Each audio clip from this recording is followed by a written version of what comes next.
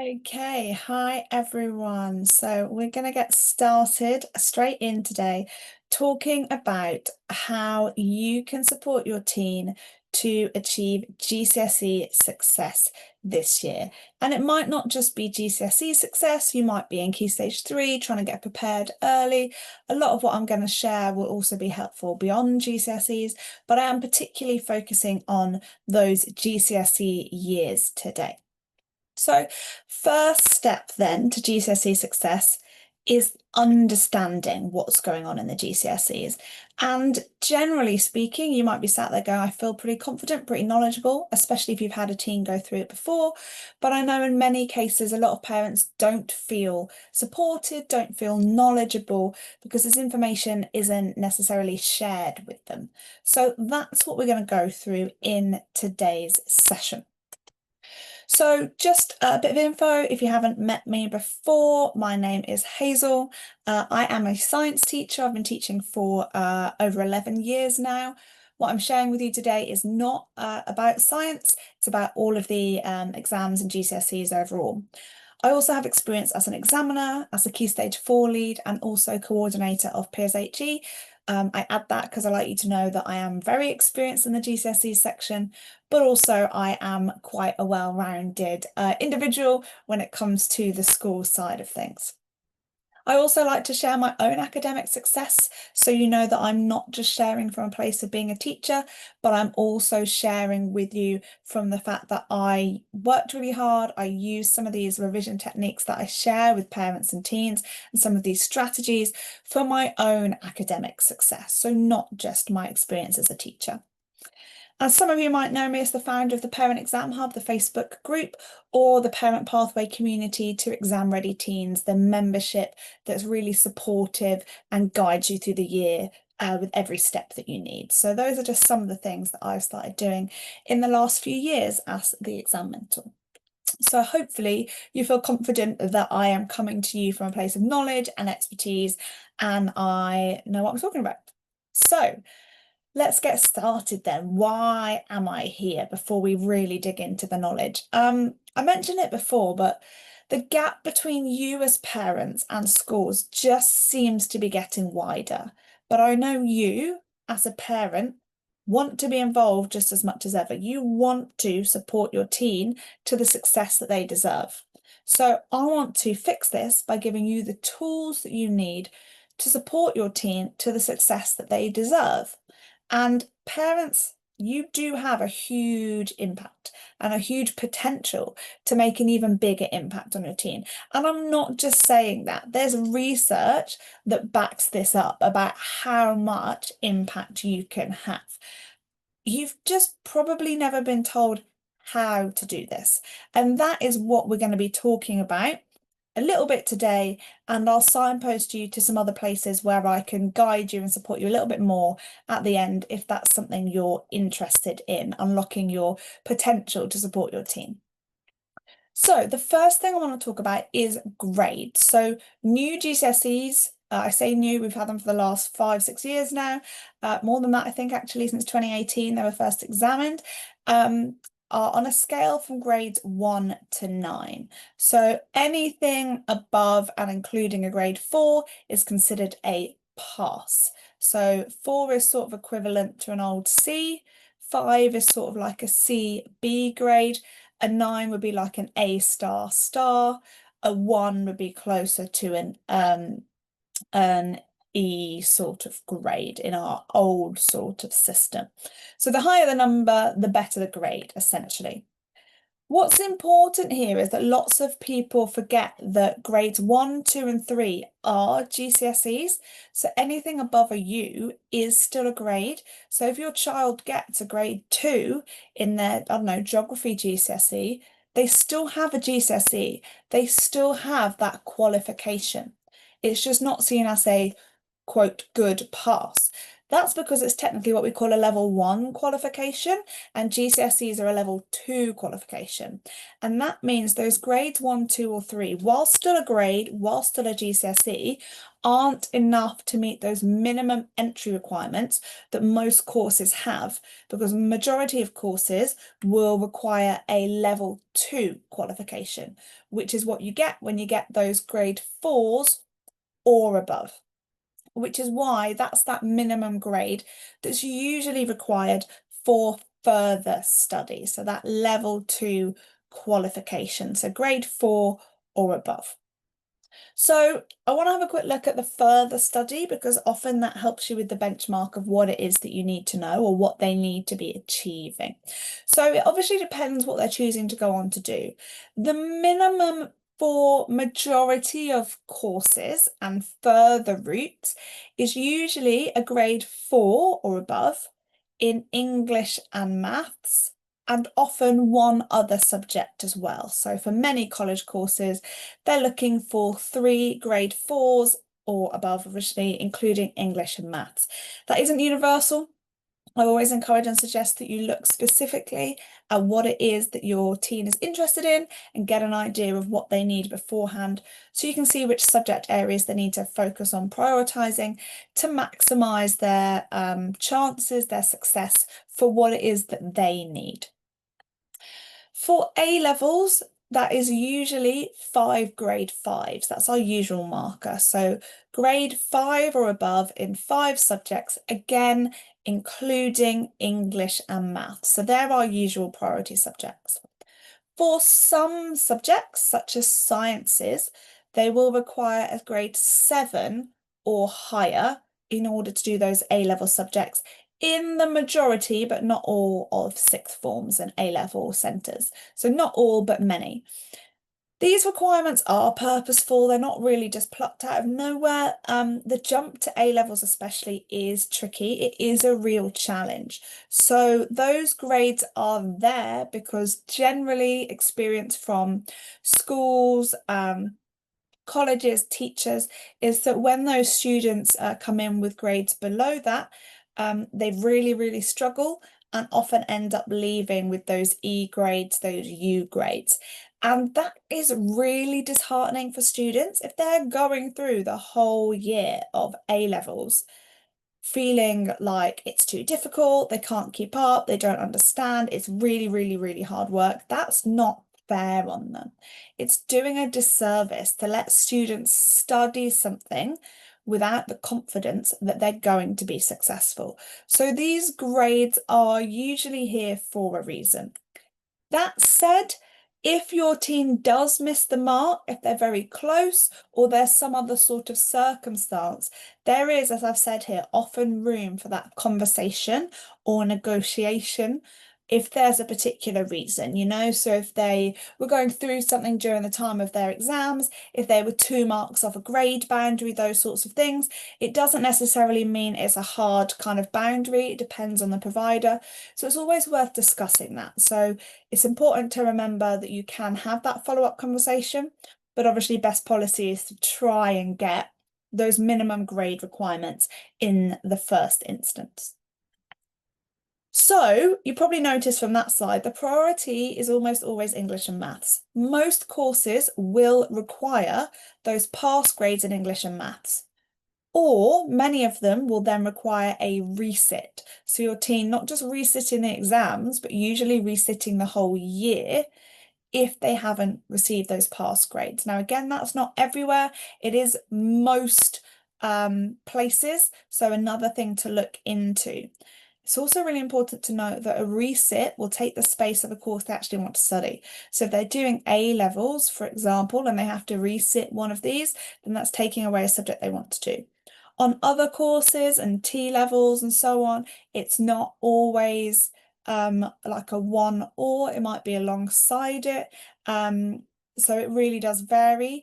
But as a general rule, it's worth bearing in mind that in the majority of cases, if they don't get the pass marks here, they are going to need to resit them.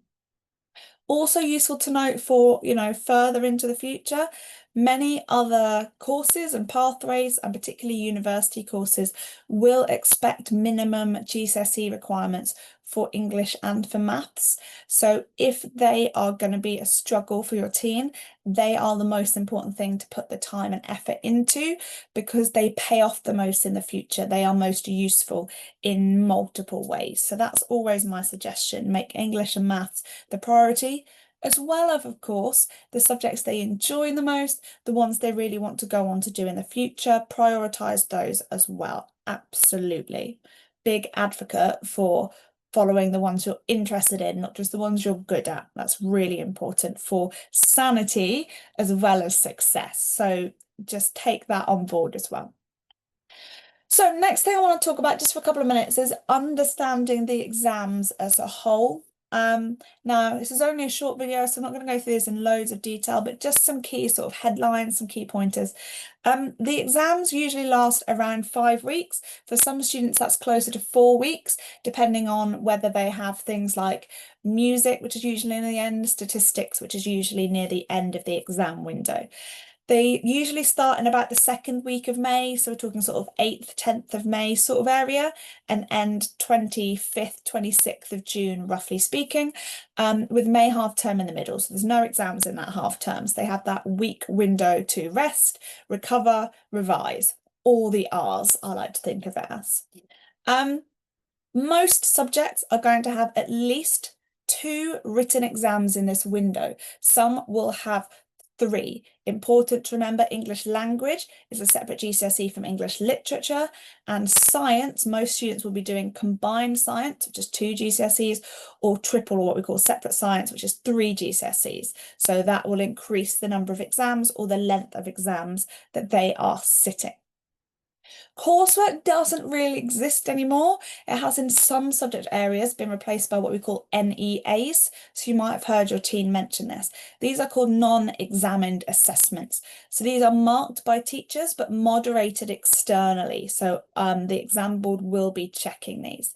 So these apply to subjects like music, business studies, PE, where they have these. There are also a couple of different components for a couple of other subjects. So art, for example, is different. It has a portfolio and then it has an assignment. Languages will have their written, reading and writing exams and listening exam, but they also have an oral exam or a speaking exam. All of these are not usually in that what we call the exam window, the May to June exam window. They are often before this. They're definitely not after. They're before, sometimes during, but most schools are going to put them beforehand. And this is really important because I still see students who don't realise when they have these exams, because not everyone else does, because it's an option subject. They don't realise that they're the real thing, that it's not a mock anymore, because it's not sat in the hall. And so it's really, really crucial that you know when these exams are and that your teen really knows that they are the real deal, that they can't, get a do-over for them. And for these subjects in particular, they are a bit different to the other subjects, as I mentioned. I do run what we call subject specialist sessions. So we have examiners and experienced teachers for lots of these subjects who will share how best to revise for that subject, explain in a bit more depth how they are different. So if you're interested in that, you can have a little look on my website or drop me a message and I will let you know how to sign up to hear from those very experienced individuals to go through the specifics of, say, art, for example, or different languages. We've got Spanish, German and French all covered. We've got dance, we've got business studies. So people who can really go through the specific detail for that subject, because these are a little bit different from your maths, your English, your science, your humanities. Those ones are just slightly different. So just worth bearing that in mind. Another huge thing that's so important is that there are no resits, and many students are used to the idea that if they miss, say, an in-class exam or a mock exam, they're sort of forced often to catch up. They have to catch up because we want that data, we want to see how they've done. But that's not the case for the real exams. If they miss their real GCSE exam, that's it. there's nothing that can be done about it. They can't resit individual components. They can't miss paper one for maths and resit paper one for maths. That's it. It's a zero. So the most important thing that you can do above all else is get them to those exams. I'll talk in a moment about when there might be some difficulties regarding that. So yeah, no resits. So that means if they miss an exam, they're still going to get their results on results day, and it will include a zero for one of the papers and a significantly lower score. The only subjects that can be resat not again in June, so not having to wait the full kind of year cycle, is English and maths. So they can be resat in November. And this is helpful for students who need those to progress to future pathways. But it is too late to make a difference for their September courses. They're not going to be receiving the results from these until January. They're partway through their courses. It's too late to make a difference for what they're doing now, but helps if they want to do something else later. There are no resits for other subjects. All other subjects only have these external exams, where they sit in the hall and everyone around the country does them on the same day in May and June time, that 5-week window I mentioned earlier. So they can repeat and resit the whole year or just resit the exam papers, but you can't resit one out of, say, 3 for a subject. You would have to do the whole thing again the following year. So the best option, of course, is obviously to do their best, to try their hardest for the first set of exams. But if results come in that aren't what they expect, you can ask for a review of the marking, and lots of schools will look at this for you. Really good idea to find your school's policy on this, and then to get the exams remarked. Now, again, some schools will pay for this. In other cases, you will have to pay for these, so it can add up a lot. A further example is to appeal the result, but I very, very rarely hear of success. This is usually suggesting that there is a major fault in this system. So it's unlikely to be successful. So I want to put it there as an option, but it's not really an option for most people. It costs money, and you're unlikely to get an outcome of real sort of wrongdoing and mistakes. The remarking can potentially kind of pick that up.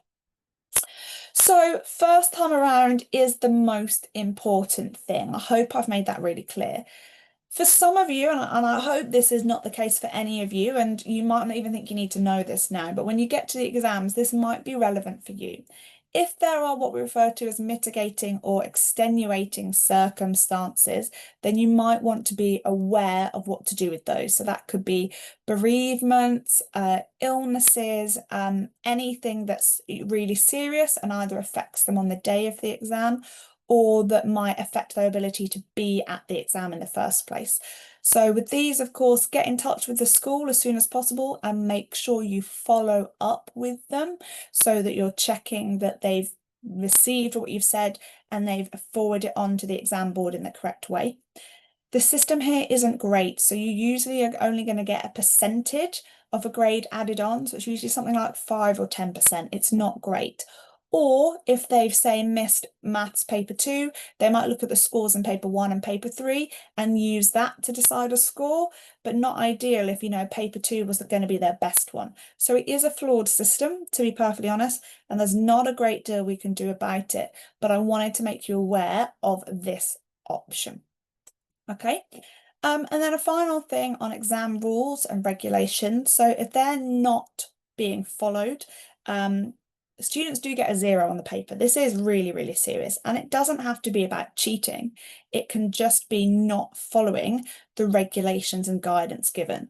And so if those regulations are found to not be followed, not only do they get a 0 on that individual paper, they're going to get a 0 on, or at least they could get, it's up to the exam board, a 0 on every other exam paper for that exam board. So that's multiple subjects. So it's so important that your team takes these things seriously. So for example, it can be having their phone on them, even if it's turned off. That is not following a regulation. They could get a 0 in all of the exams for that exam board. So I highlighted it. Don't risk it. Make sure your team is really clear on those regulations. It includes things like not having labels on water bottles, not wearing smartwatches. There's a lot of different stuff here. So it's worth making sure you're confident with this. And this is an area that I will help more parents with as we get closer to exams, if it's something you need to kind of know a bit more about.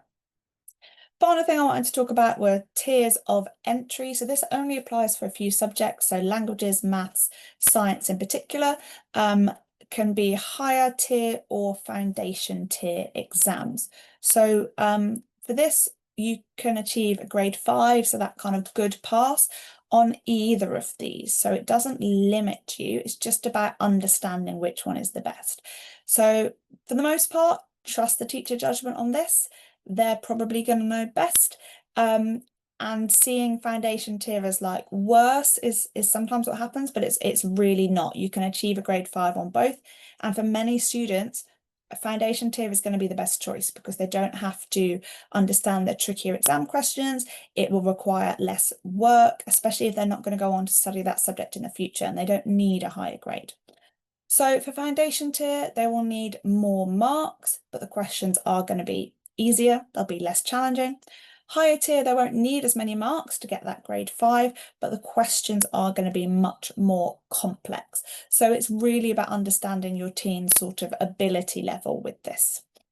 On the higher tier, the lowest grade they can get is a 3. Foundation tier, the highest they can get is a grade 5. So if there's any sort of doubt about getting a solid grade 3 with those trickier questions, then they shouldn't risk it, because then they could risk getting a U grade. And so that's often why students are put on foundation. If we can't be confident that they are reliably getting a grade 4, it's a bit too close, a bit too risky, and it would be doing a disservice to those students. So just a point to bear in mind. So we've gone through all of the sort of key areas of exam skills, understanding the GCSEs as a whole. So I hope that's been really helpful. I do just want to highlight what else you can be doing to support your teen. And I mentioned at the beginning the potential you have as parents to support your teen and add months and months of progress. And this isn't just a statistic for me, this is one from the research. The ability to add an additional 4 months of progress to your teen, so the equivalent of 4 more months at school, which is incredible. So there's lots of things you can do. You can actively support your team with good revision techniques and routines. You can engage them in lessons, maximize their learning there, and loads more than this. So if you would like some more support with how you can do this, so how you support their learning, their revision, their routines, making sure they're not making those common mistakes. And the next step for you would be, I suggest, to watch my 4-part GCSE success series. So this is 4 hours where we go through your barriers to supporting your teen, your teen's barriers to learning and revision. We'll look at how learning actually works and the steps in revision and exam skills. So it's everything you need to support your teen through each stage of the GCSEs, okay? And you can watch that. It's a little video series you can watch at your own pace as and when you are ready to do so. So you can access it using that web link there, but also I just wanted to give you an idea of what other parents have said. So I'll let you guys have a look at some of these things. These are parents who attended when I ran this session live the first time. You can now get this as the recording. It's not just information, it's not just tips, but it's also lots of practical strategies for things that you can do right now to support your teen. Even if you're watching this with a week or 2 to go before their exams, there are still things you can do to make a difference. And this is just what some of the parents who attended said. So you can see here they've talked about what they've learned and some key sort of takeaways from sessions, so how they can be involved in the learning, different ways of learning and revision. Just some of the feedback. So I don't want you to just take my word for it. I want you to see how other parents have found it useful. So maybe ideas that they hadn't really thought of before, ways to get involved, lots of knowledge and information. And just, I like this quote at the bottom about helpful tweaks, just some really little things that you can be doing that build up to have a really big impact. Okay, so just a bit of feedback from parents who've attended these sessions. So if you're looking for your next step, this is, like I said, 4 hours. You can take it at your own pace, you can pause it, you can go back and watch it as many times as you want, and it will guide you through how you can support your teen, what the common areas are that they're struggling with and how to break through those, how best to improve their learning in and outside of class, as well as revision and exam skills. So you can access that there on my website. If you have any questions, do feel free to just drop me an email. I hope that's been really, really useful. And I'll see you next time. Thanks, everyone.